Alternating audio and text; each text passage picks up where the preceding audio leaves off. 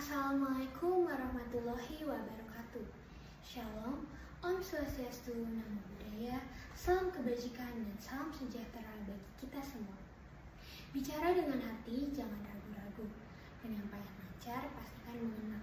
Lomba ini bukan hanya tentang suara, tapi bagaimana pesan bisa sampai ke jiwa. Halo semuanya, perkenalkan nama saya Jen Putri Rosdiana. Saya lahir di Kota Bekasi, Provinsi Jawa Barat. Pada saat ini, saya sedang menempuh pendidikan di Sekolah Menengah Atas Ujian Nusantara.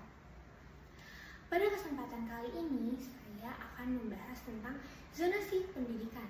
Zonasi pendidikan ini memiliki tujuan yang mulia, namun pelaksanaannya bermasalah. Kebijakan zonasi pendidikan di Indonesia diperkenalkan sebagai salah satu upaya untuk mendistribusikan siswa secara lebih merata, serta juga meningkatkan kesetaraan dalam akses pendidikan. Namun, zonasi malah memperlihatkan tantangan tersendiri dalam penerapannya.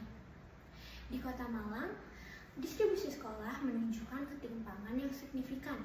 Dari 10 sekolah menengah atas negeri, di kota tersebut 8 sekolah berada di satu kecamatan. Hal ini jelas sekali menyebabkan siswa dari kecamatan lain kesulitan untuk mengakses sekolah negeri. Sehingga mereka mau tidak mau harus memiliki sekolah swasta maupun sekolah kejuruan yang mungkin tidak sesuai dengan pilihan akademis mereka. Masalah zonasi ini tidak hanya terlihat di Malang, tetapi juga banyak di daerah lain di Indonesia. Infrastruktur pendidikan di negara ini belum memadai untuk mendukung kebijakan zonasi yang cukup dan ideal.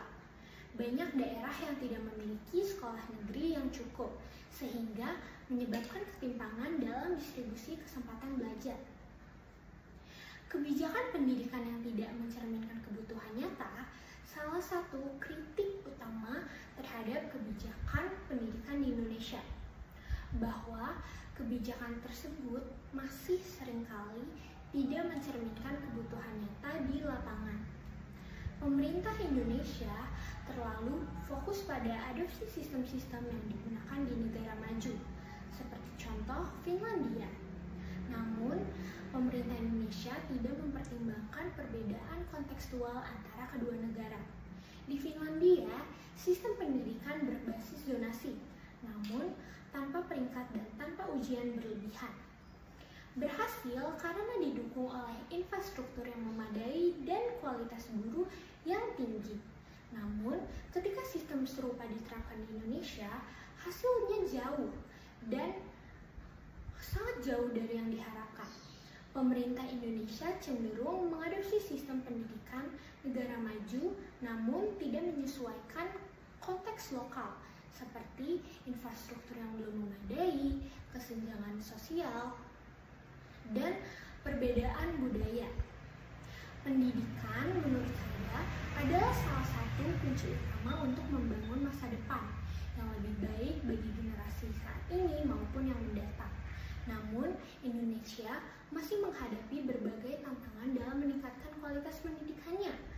Dengan reformasi yang tepat, Indonesia dapat memperbaiki kebijakan pendidikan yang bagus dan menciptakan sistem yang lebih adil, merata, dan juga berkualitas. Pemerintah, masyarakat, dan sekolah perlu bekerja sama untuk memastikan setiap anak di Indonesia memiliki kesempatan yang sama untuk mendapatkan pendidikan yang berkualitas dan fasilitas yang bagus. Menurut saya, jika langkah-langkah ini diambil dengan serius, bukan tidak mungkin suatu hari Indonesia dapat mencapai hasil yang memuaskan. Mari kita bersama-sama mendukung upaya ini agar setiap anak di Indonesia memiliki kesempatan yang sama untuk meraih pendidikan berkualitas dan mencapai cita-citanya. Terima kasih dan semoga kita semua dapat berkontribusi dalam menciptakan masa depan pendidikan Indonesia yang lebih baik. Sampai jumpa, jadilah generasi emas bersama Universitas Mpu Tantular. Jangan pernah menyerah, semoga kita semua mendapat akses pendidikan yang baik agar Indonesia menjadi generasi emas. Terima kasih.